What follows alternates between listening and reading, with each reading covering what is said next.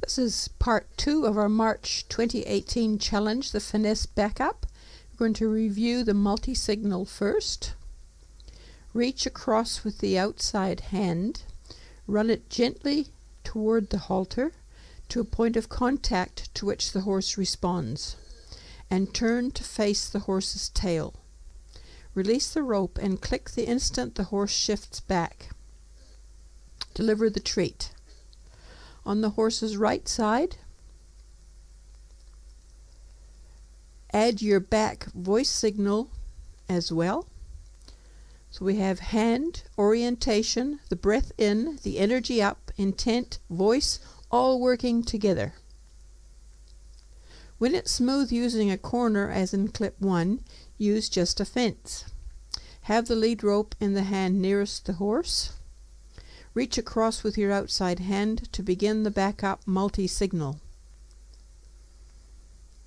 Horse between handler and fence. I'm now on her right side. Over many short sessions, gradually ask for 2, then 3, then 4 steps, and so on. The horse will soon read your intent. A few generalizations are coming up. The first one is to back between 2 rails.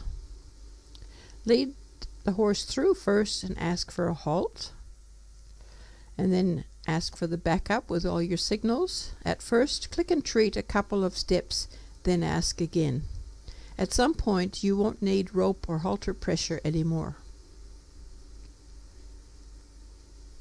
Narrow space between high sides. Lead through and halt first, then use your backup multi-signals.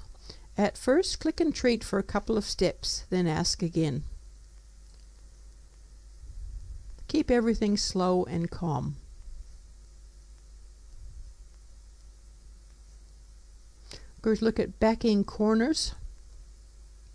Back straight toward a corner along a fence. Then direct the head left so the horse can shift the hindquarters to the right in this configuration we've got here. Click and treat for good effort. Going in the other direction, I'm going to move the head to the right so the hindquarters can shift to the horse's left, and she's going a little bit downhill as well. Click and treat for a good effort. Backing a rectangle, putting the corners to use. 5 parallel rails mark out this particular rectangle, but you could use anything else. Slow and right always beats fast and wrong.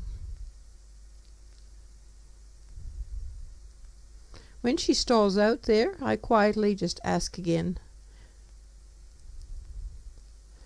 So I'm putting her head to the right so the hindquarters can come left, and then ask for backup again.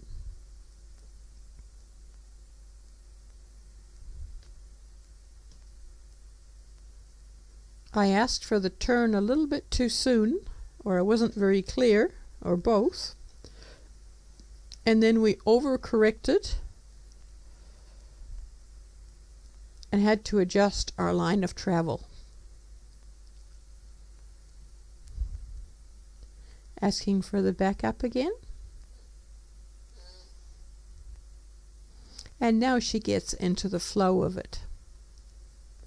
And I gauge my turn better this time.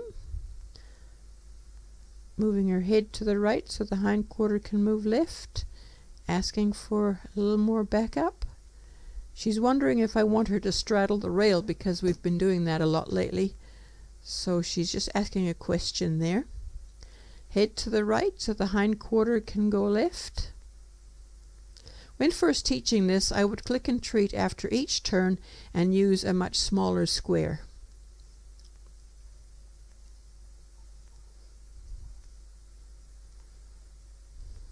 And we can weave backwards. Head to the right means the hindquarter will go left. Then a few steps straight back, so we need to have a particular signal that means we're just going back now. Head to the left so the hindquarters can move right. Then I want to keep her head straight so that we get a few steps straight back. So head straight means go straight back. We haven't done this for ages. Learned it years ago. She's doing really well to remember the finer points.